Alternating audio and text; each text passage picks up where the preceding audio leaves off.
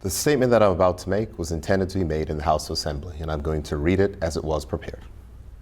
Mr. Speaker, in keeping with the undertaking I made publicly towards the end of last month, I am pleased today to make a statement to this Honorable House to update honorable members and the country on the progress made to date during this session of the legislature, while setting out the work to be undertaken by this government to set a path for Bermuda's future, a Bermuda working for everyone. Let me say firstly, Mr. Speaker, that I am grateful for the latitude you've afforded me in the making of this statement, and I am similarly grateful to my front bench colleagues who have deferred their proposed ministerial statements to the next day of sitting. Mr. Speaker, in furtherance of a theme I sounded in a speech made just next door to this House, I have termed this statement Throne Speech 2018 and beyond, charting a path for the future while challenging the status quo to build a Bermuda that works for everyone. Honorable members will no doubt immediately perceive that this narrative runs counter to the norm of Bermudian society, where, in varying degrees, we live by a where the fates may lead us approach to much of life. This must change, Mr. Speaker. The path to the future for Bermuda starts with us challenging the status quo.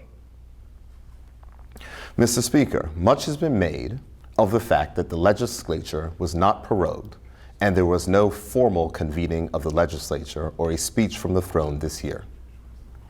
In this determination, I can advise honorable members and the public that I consulted with and secured the concurrence of the governor, the president of the Senate, and of course you, Mr. Speaker. It is unfortunate that a change such as this has been compared to an erosion of our democracy, when in fact, the opposite is the case. Recent precedents have sought to challenge the decision to prorogue rather than a decision to keep the legislature in session while continuing to conduct the people's business. Mr. Speaker, the speech from the throne sets out the objectives for the government for a session of the legislature. There is no requirement that the Premier prorogue the legislature annually, just as there is no limit on the length of time a session of the legislature may last between elections. The fact is that the 2018 throne speech, by any objective measure, was one of the most ambitious in recent memory, with 56 separate pledges, many of which were transformative in their nature. Not all of those items could realistically be completed within a 10-month session, so it made sense for the government to skip the ceremony while we kept working. Mr. Speaker, most of our traditions are inherited from the Westminster system, as administered in London. Honorable members should be interested to know that the historic purpose of prorogation was to allow MPs to return to their constituencies in the days before modern transport or technology. As the need for such long breaks has diminished, so have the length of sessions increased. This change is not unique to politics.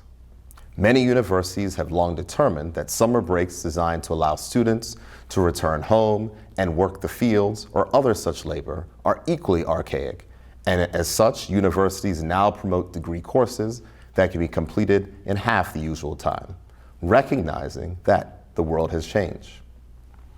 In all likelihood, Mr. Speaker, this House and the other place will sit over longer periods in the future. Honorable members and the public should consider these the new normal. The need for prorogation and a concurrent break from the rigors of debate can be better managed without so strictly being bound to centuries-old tradition. However, Mr. Speaker, I can advise honorable members that the legislature will be prorogued in good time for the 400th anniversary of Bermuda's legislature to be observed with full ceremony in November 2020. Mr. Speaker, our system of government has at the root of its accountability model the manifesto or platform. This document is put to the people, and on the strength of that platform and other elements of an election season, the electorate determine who should form the government. That document is augmented through the government's tenure by speeches from the throne, budget statements in support of estimates of revenue and expenditure, and statements by ministers that speak to government policy. All of these form a matrix by which performance can be measured and through which can be seen the plans for the period they cover. I make this contextual reference as part of the statement, Mr. Speaker, to address the criticism often leveled about the lack of a plan. Some may not like the plan this government has, but to say we have no plan is simply false. Mr. Speaker, based on those undertakings and the documents made since the tremendous mandate of trust from the people of Bermuda secured in July 2017, I can advise honorable members and the public that out of the 161 individual pledges made in the platform, 40% have been fully completed and 38% are in progress. Yes, Mr. Speaker, this government has achieved much. We have invested in people.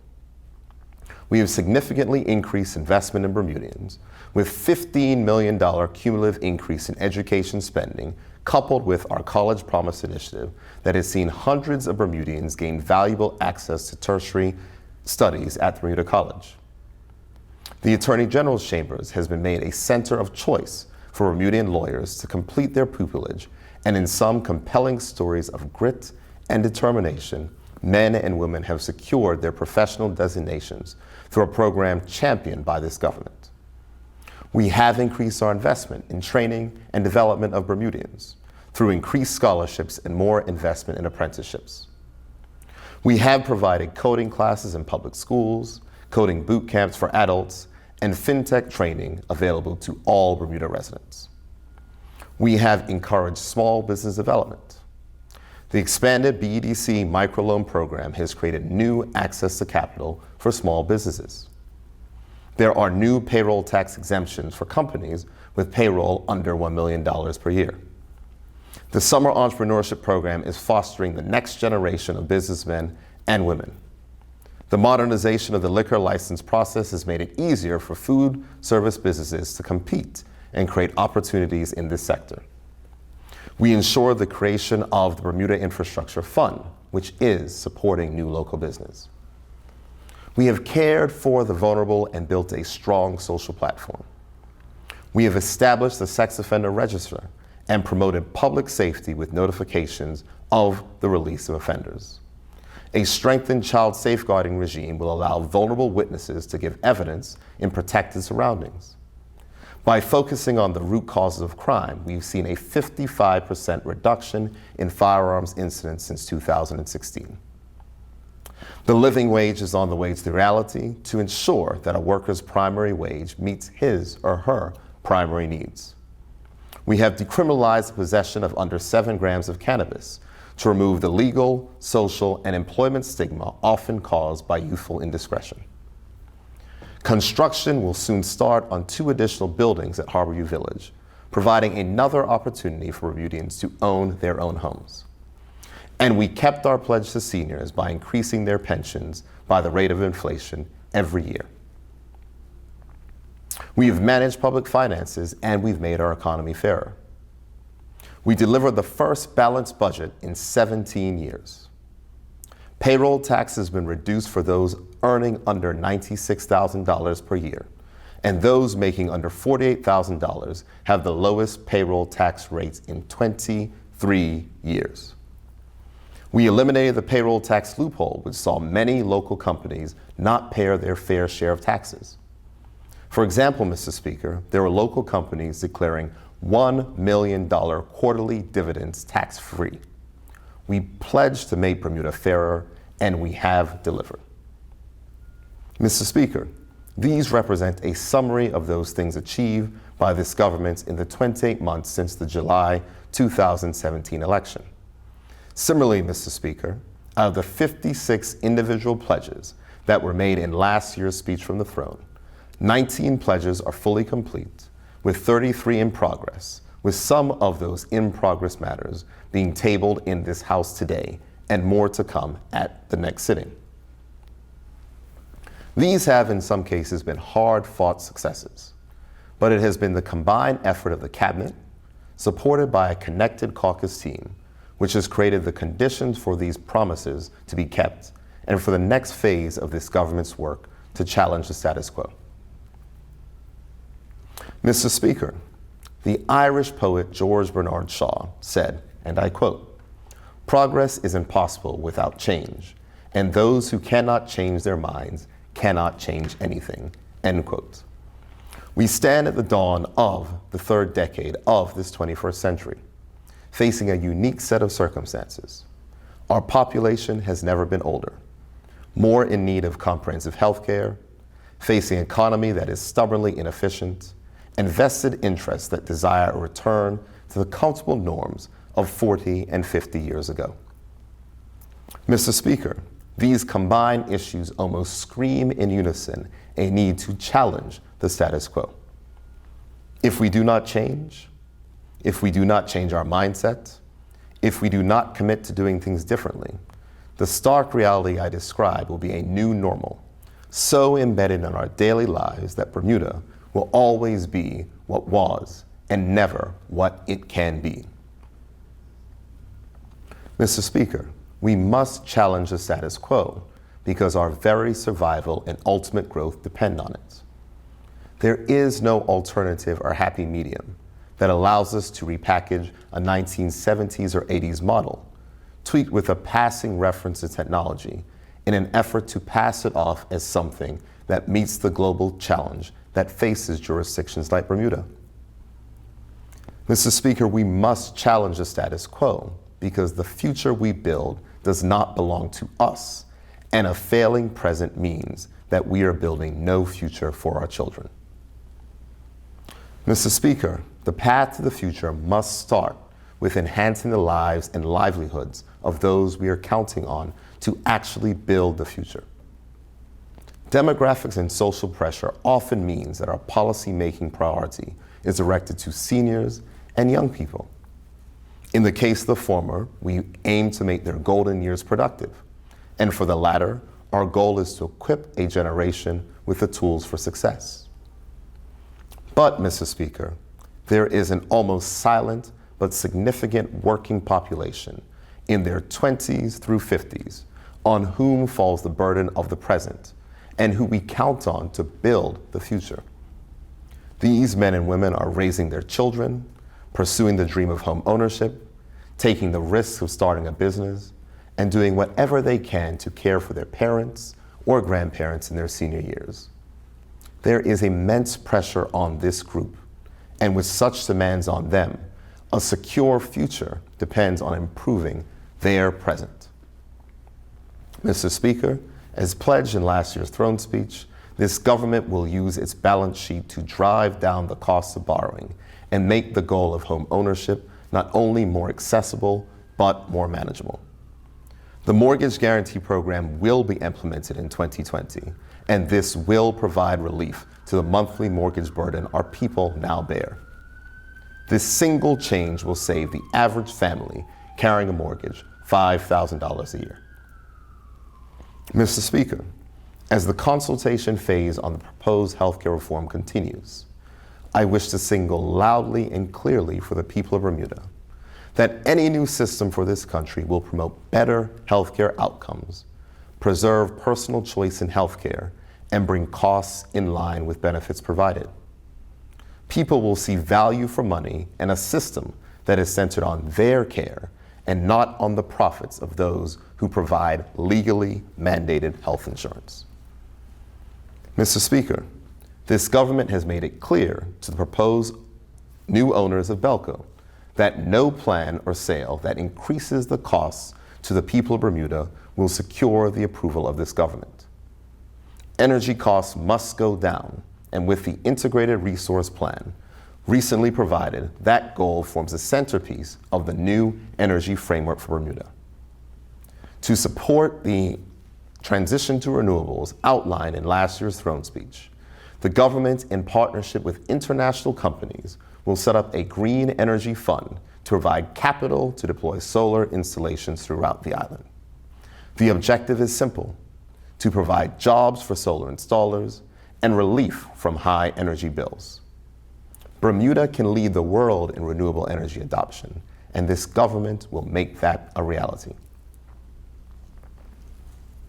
Mr. Speaker, I have thought to identify Bermuda's disparate groups and the dire need to change the status quo for their benefit. The skill, some may say the paradox of governing, is to govern for all and develop a society that lifts up people and can be measured by both its strategy for growth and expansion, as well as how it provides for its most vulnerable. Mr. Speaker, in addition to properly managing government's capital projects to promote economic activity and infrastructure enhancement, priority must be given in capital development to those areas of most need and where their completion will have the broadest positive impact on society. To that end, Mr. Speaker, the 2020-21 budget will also signal an end to a decade of austerity. Bermudians of all walks of life have sacrificed over the last decade with spending cuts, service cuts, and tax increases. Now that Bermuda finally has a balanced budget, the first one in 17 years, we will be able to return some of our surplus to taxpayers in the form of tax cuts, while increasing investment in capital projects to support Bermuda's most vulnerable. This next budget will contain funding support for seniors living, services for the homeless, and a repurposed group home for those of our citizens who have aged out of the Department of Child and Family Services system and who need a managed residential program to thrive in Bermuda. Mr. Speaker, Bermuda's system of transport is creaking under the weight of resistance to technology and a reluctance to focus on the core function of efficiently moving people. In the first instance, there must be a harmonization of permit costs between taxis and minibuses, coupled with smarter regulation that ensures that our taxis and minibuses continue to have work, but allow citizens to help move our visitors when our taxis and minibuses are full during the busy summer season. We cannot succeed in tourism if we cannot get our visitors from point A to point B. Mr. Speaker, honorable members will no doubt recall, and I would have broadly endorsed the slogan, "Jobs for Bermudians." Mr. Speaker, Bermudians need jobs to feed their families, to educate their children, and to achieve their economic aspirations. But, Mr. Speaker, I wish more for the people of Bermuda. I want Bermudians to be owners, investors, men and women of financial means and acumen such that they are in the position to drive this economy. Mr. Speaker, that is the reason why we will allow persons, if they choose, to access their own savings, just like they are allowed to do in other countries like Singapore. Mr. Speaker, persons will tell you that people are being forced to either use their savings or that I'm going to decide what to do with their savings. Nothing can be further from the truth. If you like your savings where they are right now, then you can leave them there. This government will not force you to do anything you do not want to do. But if you have a need and desire to access your savings, to put a down payment on a house, or to purchase an asset to start a small business, or to pool your savings with like-minded Bermudians to put together a medium-sized business to challenge existing players in the local economy, then I consider it our responsibility to make that a reality. We cannot give the people the training and not give them the tools. Capital is what is needed for many Bermudians to unlock their potential, and we will unlock that capital. Finally, Mr. Speaker, there has been much comment on my encouragement of persons to use their capital to form their own cooperative enterprises, including those that can reduce the cost of food to Bermudians. Persons whose mind is stuck in the past decide to bring up old models without realizing that we're in 2019 and not 1979. Mr. Speaker, technology has transformed what can be done when it comes to using collective buying power. The Bermudians who are now in coding boot camps will not need to rent a building to provide cheaper food. They can design an app that will consolidate orders from Bermudians so that they can purchase food cooperatively, eliminating the middlemen and saving Bermudian families money. Mr. Speaker, that is the difference between thinking for the future and protecting the status quo. On this side of the House, we are focused on building the future. This government is determined to create the conditions that allow us to preside over a period of transformation, where Bermudians are on equal footing with those historic interests that have carried the most weight in any discussion about the direction of this country.